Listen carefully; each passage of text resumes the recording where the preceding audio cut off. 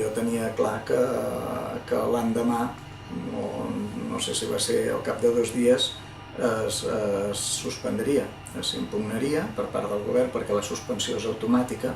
Per tant, només que el govern de l'Estat al·legui el 161.2 de la Constitució, només per aquest fet el Tribunal Constitucional ja automàticament suspèn. És a dir, que no hi ha una decisió, no hi ha una argumentació, una valoració del Tribunal Constitucional, sinó simplement és una cosa, un automatisme pur i dur, no? I per tant era evident que ho suspendria.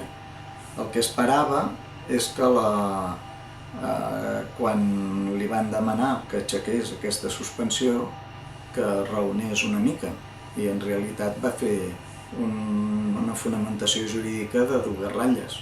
És a dir, que no, realment el que també us vull mostrar és una mica la decepció per aquest Tribunal Constitucional que raona molt poc i que diríem està comprometent el seu prestigi perquè no fa el que ha de fer, que és argumentar i donar raons jurídiques que siguin versemblants. En el tema aquest que em preguntaves del dictamen i la sentència posterior sobre la llei de consultes referendàries, doncs el tribunal argumenta que no és constitucional perquè és una pregunta que s'adreça a la generalitat de la ciutadania. Per tant, vol dir que si es fa una enquesta a tota la ciutadania, o es fa un sondeig, o es fa qualsevol altra cosa, si té aquest caràcter general, també seria inconstitucional, la qual cosa no té cap lògica. És a dir, que ha utilitzat uns arguments que no són,